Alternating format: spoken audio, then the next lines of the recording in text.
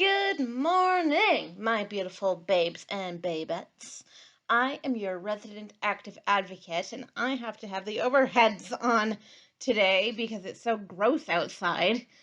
Come on, Canada, give me something to work with here. But today, I wanted to talk about societal views of depression and mental illness, but depression especially, because this one actually has quite a lot of background and overlap with the so-called moral model of disability. As I explained in my video on that subject, when the moral model is implemented, it is a way of saying basically you are cursed, you are a curse, and or it is your fault that you have whatever disability you have. There's biblical origin in this, but the problem is it's being carried over into modern society by people who don't want to understand the situation that other people can find themselves in.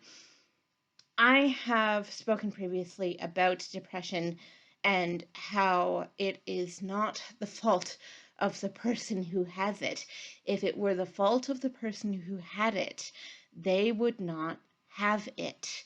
Depression can be a highly debilitating disability to have.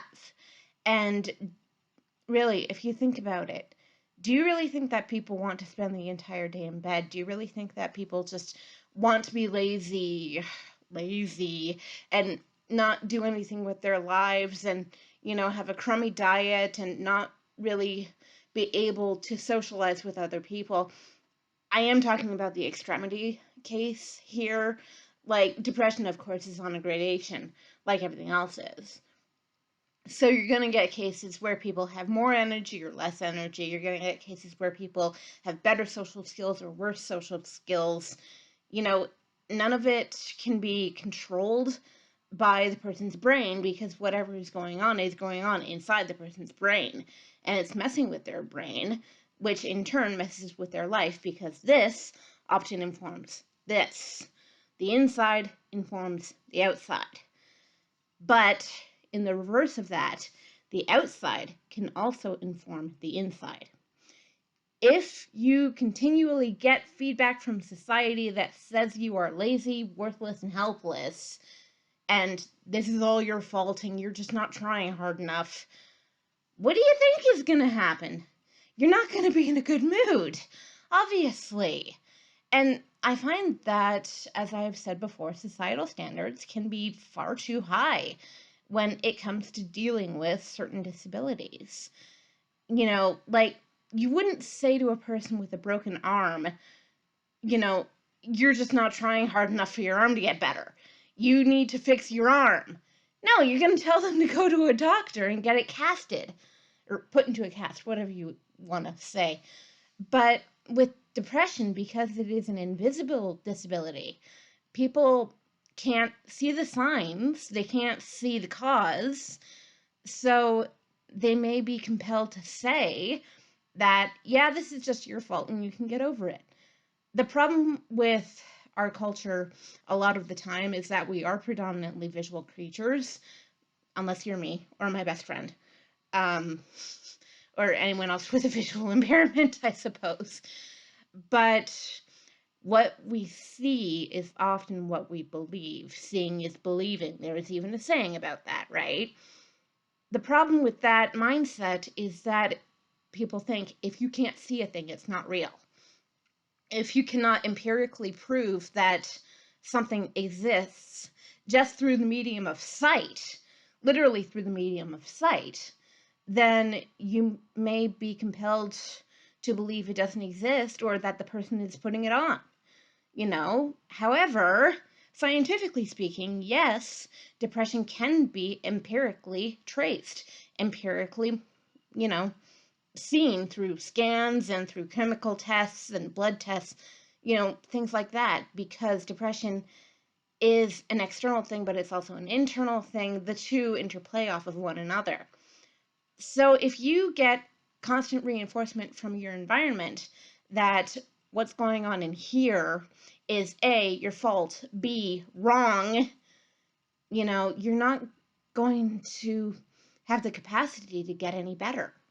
I'm talking here specifically not to the support system of someone with depression or their inner circle, their friends, their family, all the people who would like to be supportive. I am talking to the general society that says, man up, all that nonsense. I don't believe in the patriarchy. I don't believe in hierarchy, full stop. Hierarchy is not a good thing because it places people high, middle, and low. And as I have established in this series before, I don't believe in those rankings. I believe that people have their own intrinsic gifts, their own intrinsic talents, that yes, I might be a better singer than someone else, but someone else can definitely fix a car better than I can. None of this makes us intrinsically better or worse than anyone else. We're just different in what we are capable of and what we are not capable of. People with depression are not capable of changing at the drop of a hat what they feel, what they believe, what they think, and it does not help when the external reinforcement of what is going on in here is constantly negative, constantly saying it is your fault and it's your job to fix it. That does not help. I cannot stress this enough. And I'm thinking that if depression is to be eased whatsoever by society itself, we need to get to understand that fault does not come into play here. It can't come into play here. If it were the person's fault, as I said, they would change their situation immediately because depression sucks. Obviously, that's why it's called depression. Depress, go down, press down,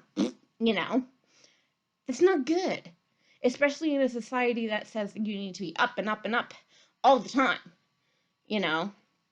Just one standard does not match the other. And the cognitive dissonance created by this whole mess is a lot worse than the harmony that could be going on if we tried to understand one another better. So that's me getting on my soapbox / high horse for the day. I hope I haven't offended too many people. And even if I have, I don't know, maybe it'll compel you to think differently. We'll see. Thank you, my beautiful viewers, very much for your time. And I'm not sure what I'm going to talk about tomorrow. Suggestions down in the comments, but otherwise I will think of something. I want to finish off my quote depression series and see where I can go from there. So thank you very much. I will see you tomorrow and have a beautiful day. Bye! Mwah!